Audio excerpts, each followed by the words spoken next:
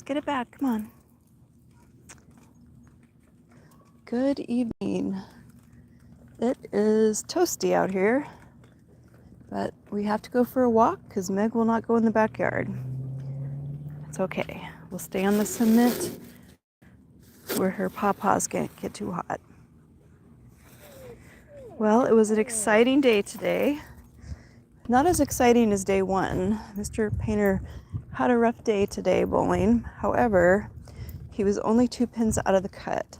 And if he had to be beat, might as well be beat by somebody as famous as Walter Ray Williams Jr. Walter Ray Williams Jr. is one of the winningest guys in bowling and horseshoes. And he beat my husband by 2 pins. Wow, that's awesome. And Mr. Painter has a cold, so he's actually pretty happy just to sit on the couch. Not that he wouldn't prefer to be bowling.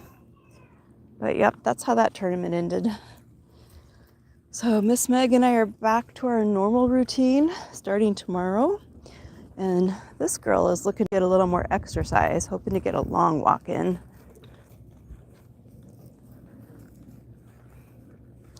It is a gorgeous, albeit warm night. And that's not changing anytime soon. Look at all that blue sky. It is beautiful. Beautiful blue. Kind of like in the movies, right? That's what it looks like to me.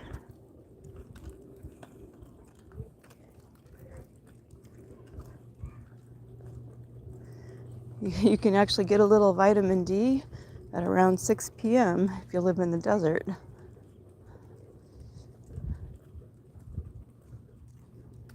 Meg is happy to have her mommy home. Everything appears to have survived in the grow room. Hey, Will, how's it going? Good evening. Out here enjoying an evening walk. How are you doing tonight?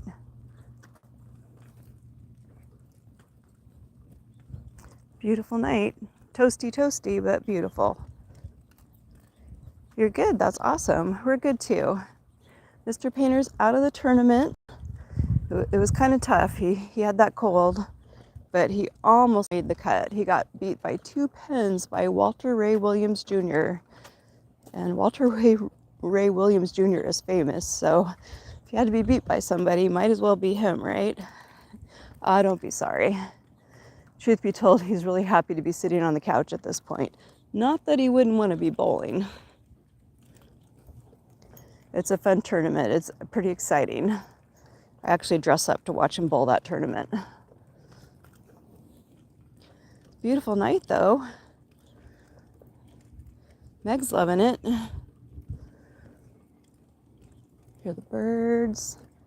See the flowers on the trees. Everything's good in our little piece of the world. How's everybody else doing? Will's doing good. Meg's doing great. Look at that. She looks happy.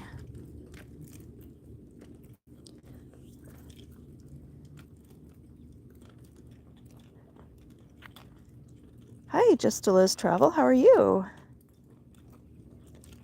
Oh yeah, Meg's doing good. I'll give her credit for a rescue dog. She actually handles being in the house. She doesn't tear anything up or make messes. I mean, she always gets her walks, but she's not one of those dogs that gets bored and gets destructive. Hey, Just to Liz, I'm glad you like our dog. She's half Siberian Husky and half American Staffordshire Shire Terrier. She's about knee high and all muscle. Thank you.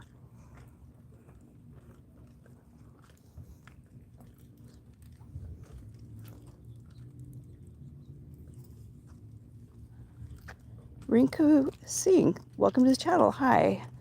Jay Lee's or Jay Stylis, she is, we think, about 5 years old. We adopted her from a shelter. We've had her 2.5 years, and they never really know for sure when they have dogs at a shelter, but she's around 5. She's a good girl.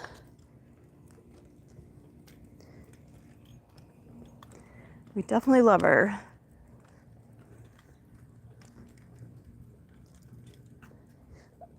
You know, we really have no way of knowing Will. She never got to be a puppy, so she acts younger for sure. Like she's trying to be a puppy and she's full size, right? So that can be interesting sometimes, but it's just hard to say. A lot of times they look at their teeth to see the condition of their teeth when they're trying to decide how old they are. And she had clearly had a litter of pups right before we got her. So definitely an adult.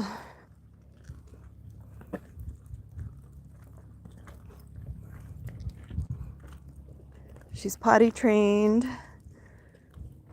She eats adult dog food. She eats once a day. Other than her treats, she does get a lot of treats. We kind of spoil her, trying to make up for her early life. Can definitely see these mesquite pods now. They're getting bigger. Can you see that? There. That's kind of hard to focus in with the light.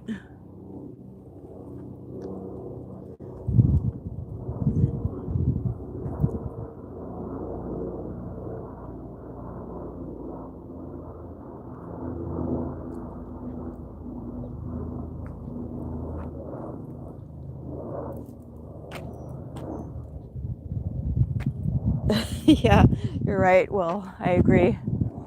Not clever at all. It's okay. I've learned how to use remove, hide user from channel for those clever comments, right? One of the challenges of social media. It's okay. All right, we found some shade. It feels pretty good. Definitely liking the shade. It was a learning curve, Will, but I learned fast. Thank you.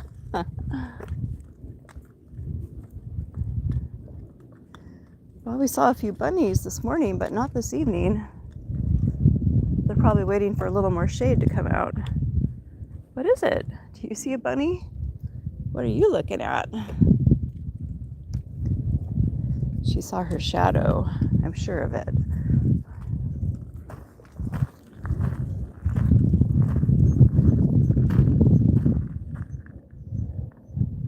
That's a birdie. She hears the bird. It's funny.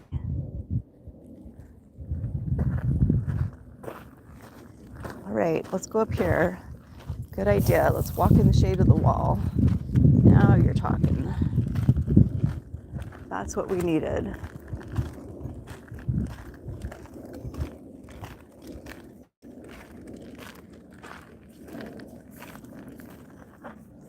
Are you finding the spot? I think she might have. Nope, not quite. Not quite. We're looking for the special spot. The special spot in doggy world. All right, let mommy know when you find the spot. Oh, I just saw a rabbit. Or no, that might be birds. Got a couple of birds chasing each other.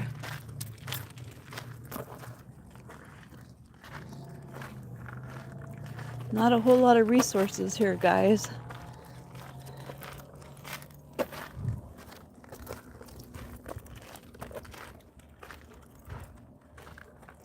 So I took the clary sage that I was dehydrating in the sun oven, and I brought it inside, and I used my little smoothie cup for my blender, and I ground it loosely. And some of it I just put in a jar to save as clary sage. Yeah, Meg gets some privacy. Haha. And then some of it I put in some wheat germ oil.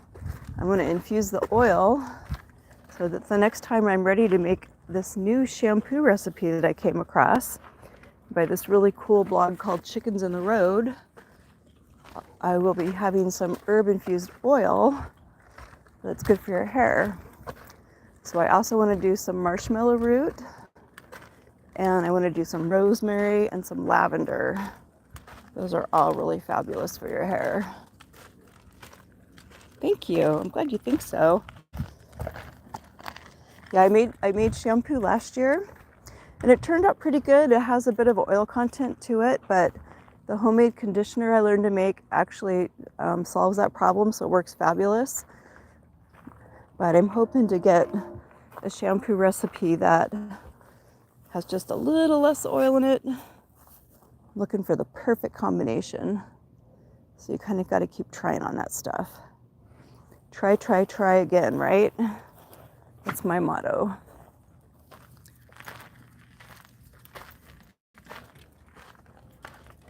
Yes, it would. There's somebody on my street that has eucalyptus.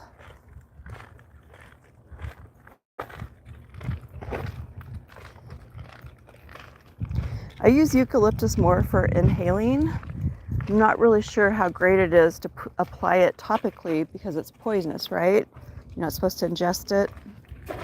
I know they put it in Vicks, and I guess I do apply that topically sometimes when I have a stuffy nose. I'm not quite sure where the boundary is on that.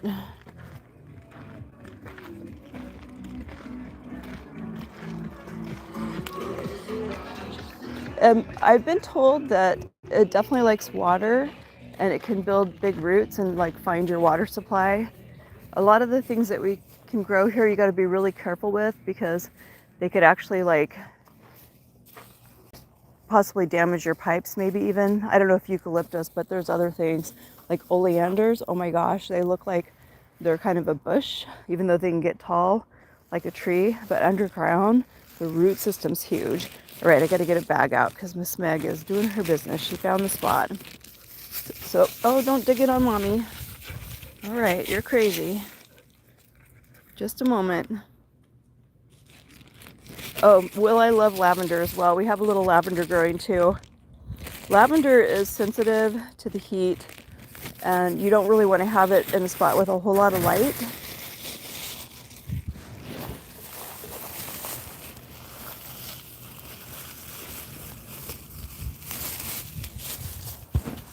Lavender's pretty interesting. It's very woody, and so is rosemary.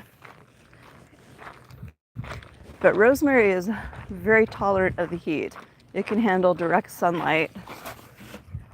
And lavender, I have it in a shaded doorway, so it gets a little bit of the light, but it doesn't get a whole lot.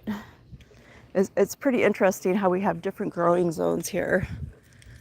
My tomatoes, my Thornton tomatoes, those are doing awesome. I actually have tomatoes that are fist size. I haven't had a big tomato since we left Alaska. And these Thornton tomatoes, I got the seeds from Baker Creek Seed Company. They send out free seed if you order a few packets of seeds. And 2 years ago, they sent me these tomato seeds, and they're wonderful. So I highly recommend those to anybody who has high heat. Oh yes, creeping rosemary is growing all over up and down our block. A lot of people have that. I have more of the culinary rosemary, but I think you could probably use the creeping rosemary too, as long as nobody's dog is peeing on it, right? That's one consideration. If it's in your backyard, it's probably safe. Although you don't live around a lot of people, so you probably don't even have to worry about that, right? I wash everything I bring inside anyway, so I guess from that perspective, maybe it's not so important, but rosemary is a wonderful, wonderful herb. And that's one of the ones that I infuse in oil because that's great for your hair. And so is lavender.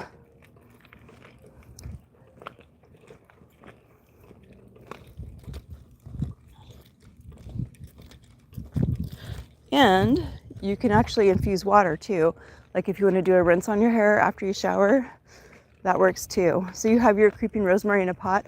That is a smart place to put it because that stuff can actually like take over like a huge space in your yard. And we did have it growing in our front yard. We've totally replaced that with paddle cactus for the most part. But we had it growing in our front yard and there were rabbits nesting in there. Don't worry, we didn't take it out when the rabbits were nesting. But it's kind of challenging to prune. It really messes up your cutting shears if you live someplace where you have to keep things manicured, which we do. But rosemary is wonderful. I think it's a great plant, herb. Oh yes, we have So we started with one prickly pear cactus in our backyard, and I decided to redo our theme in the front yard with mostly cactus to save water, right? Since we have so many fruit trees growing in the backyard. And that stuff grows really fast. If you have 2 pads, like a cutting from a prickly pear cactus that's 2 pads tall, and you put that in the ground and just put a little bit of water on it, not too much.